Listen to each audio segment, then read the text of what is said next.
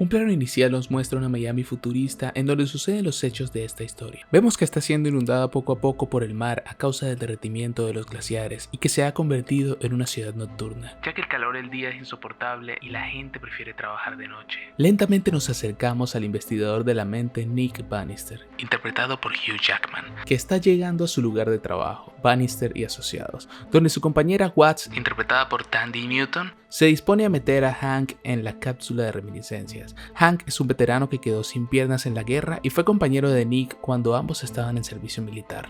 Vemos que una vez en la cápsula, las personas pueden volver a vivir sus recuerdos y aunque empezó todo como un método para interrogatorios por parte de la policía, se ha puesto de moda su uso para entretenimiento, ya que después de la guerra y las inundaciones, la gente perdió su motivación para vivir. Después, nos presentan a Elsa Careen, que también era cliente de Bannister y Asociados, y todas las semanas se entraba en la cápsula para recordar al que creemos es su difunto esposo. También vemos por primera vez a May, una cliente que vino a Bannister y Asociados para que le ayuden a encontrar sus llaves perdidas. Nick y Watts empiezan a ver sus recuerdos y encuentran las llaves de May rápidamente, pero Nick se siente atraído por ella y sigue viviendo sus memorias para conocerla un poco mejor y nota que ella es cantante en un bar elegante. Al final, la sacan de la cápsula, May se viste y se va, pero Watts nota que había dejado unos aretes en la mesa y Nick los toma como excusa para buscar a su amor. Avanzamos un poco y vemos que Nick llega a la oficina de la fiscal Avery, donde están interrogando al millonario terrateniente Walter Sylvan, al que acusan de quemar las tierras para comprarlas más baratas. Notamos que Walter está tosiendo ya que se encuentra muy enfermo y por eso no lo pueden meter en la cápsula de reminiscencias para interrogarlo. Él simplemente niega todas las acusaciones y sale del despacho. Luego escuchamos a Walter preguntándole a su hijo Sebastian que si ya la ha encontrado, a lo que su hijo responde que no. Más tarde entenderemos de qué están hablando. Nick sale de la oficina y va al bar en donde canta May. Se acerca a ella después de que baja del escenario, le devuelve su arete y empiezan a coquetear. Él le explica un poco sobre su trabajo siendo investigador de la mente y ella le explica sobre su historia cantando en bares. Al final, ella le pregunta si puede llevar a casa a Nick y él accede. Luego, pasa lo que tenía que pasar. Después, duermen un poco y por la tarde suben al techo de la casa de May. Ella sigue preguntando sobre la cápsula de reminiscencias y Nick le dice que él no entra nunca porque lo ve como una droga y prefiere evitarlo, pero lentamente la escena se pone borrosa y nos revelan que hasta ahora todo lo que había sucedido en la película eran los recuerdos de Nick. Watts saca a Nick de la cápsula y se molesta diciéndole que ya tiene meses reviviendo sus recuerdos con May, que la supere y vuelva al presente porque el negocio va mal y necesita de su ayuda. Nick sale de la oficina para seguir buscando a May, les pregunta a varias personas pero nadie sabe dónde está e incluso una mujer le dice que tal vez May no es quien él creía que era. Nick vuelve a la cápsula para seguir reviviendo sus memorias con ella y nos transportan a una escena en la que May le pide que le cuente una historia que tenga un final feliz. Él le dice que los finales felices no existen y entonces ella pide una historia feliz pero que la termina a la mitad. Nick comenta sobre Orfeo y Eurícide y cuando va a empezar la historia suena su despertador.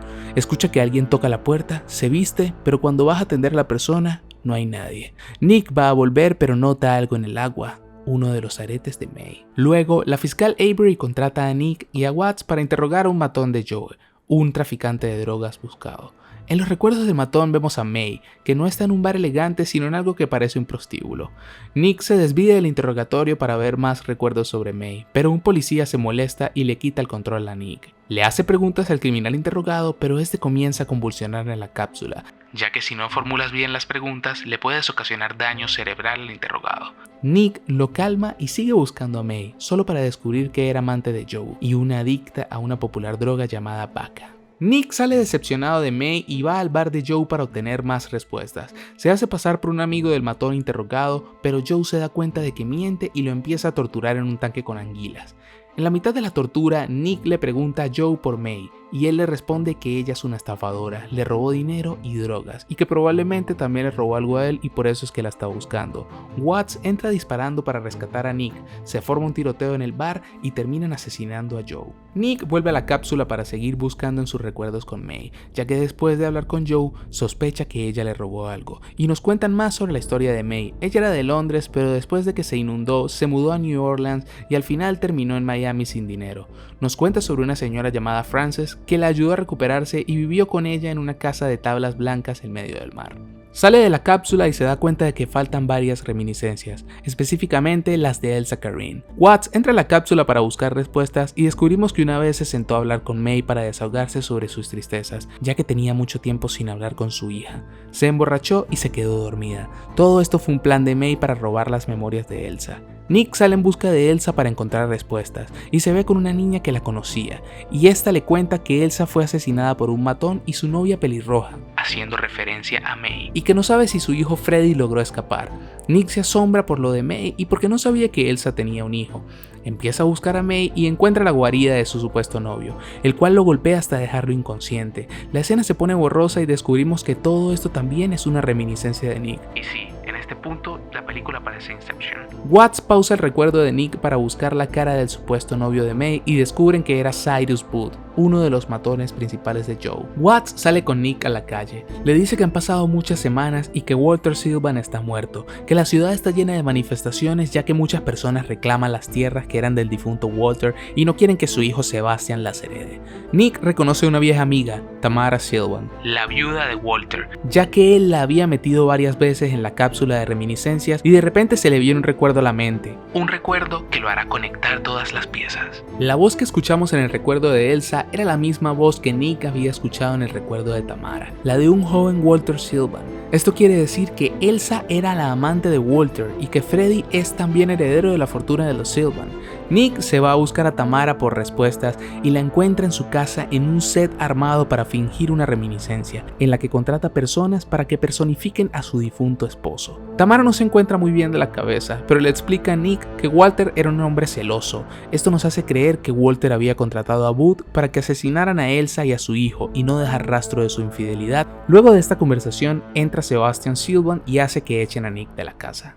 Nick empieza la búsqueda de Booth y lo encuentra en la guarida donde lo habían noqueado previamente. Escucha a Booth hablando con May, diciéndole que repita unas palabras de amor hacia él.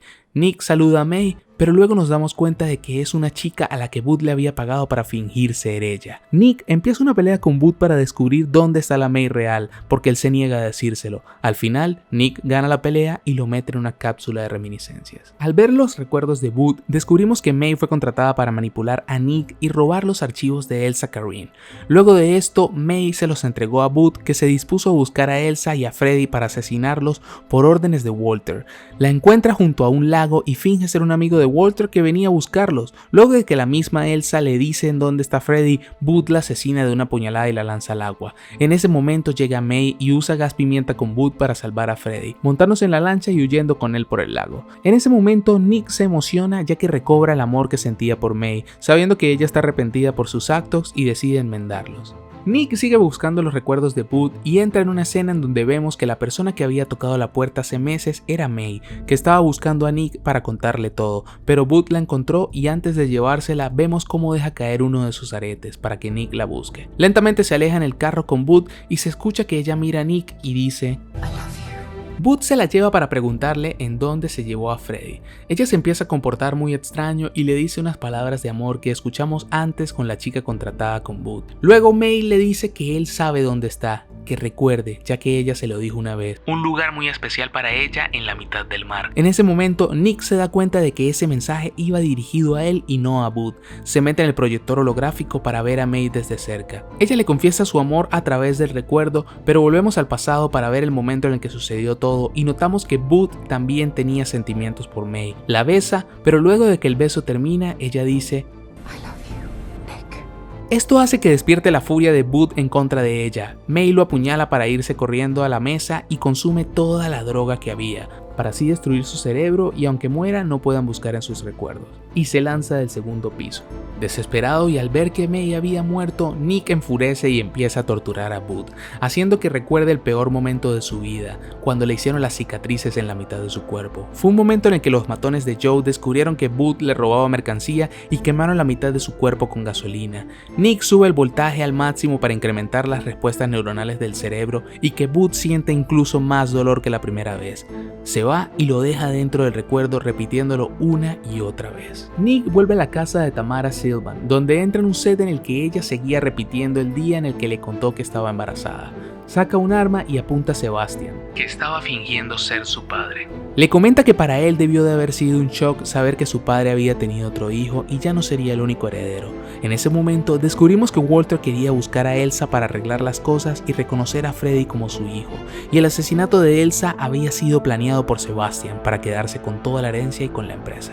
Luego de haber sido descubierto, Sebastian soborna a Nick, el cual le responde que mejor debería darle ese dinero a su hermano, que había sido encontrado por la policía horas antes en la casa a la mitad del mar con la señora Frances. Después saca una pistola con la que lo amenaza, pero luego se apunta a sí mismo y Nick le dice que no cree que se dispare, ya que siempre había sido un cobarde que se escondía detrás de sus matones. Sale del set y Sebastian suelta su arma para llorar y abrazar a su madre. Es una escena bastante creepy, ya que la madre seguía teniendo fantasías con su difunto esposo.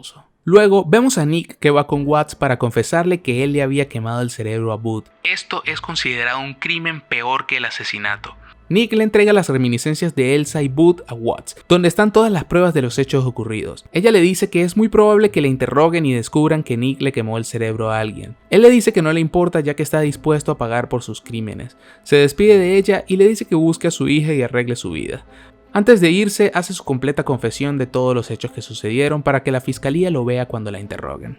Empezó una revolución en contra de todos los terratenientes cuando se hicieron públicos los crímenes de Sebastian Sylvan. La gente salió a las calles a manifestarse para reclamar por sus tierras. Vemos que Nick hizo un trato con Avery por ayudar a exponer la conspiración de Sebastian. Nos explica que no quedaría libre, pero que había un lado positivo en su condena. Entonces Nick entra en la cápsula y reproduce todo lo vivido con May. En esas memorias vemos muchos momentos que habían compartido durante los meses que pasaron juntos y nos hace entender un poco mejor sobre lo larga e importante que era la relación que tuvieron. Lentamente salimos del proyector holográfico para ver a una Watts envejecida en compañía de su nieta. Esto nos indica que arregló su vida y volvió a hablar con su hija. Descubrimos cuál fue el verdadero trato que Nick hizo con Avery. No iría a prisión, pero estaría condenado a repetir todos sus recuerdos con Elsa hasta el día de su muerte. Una condena que suena más como un premio para él. La nieta de Watts le pregunta que si extraña a su amigo.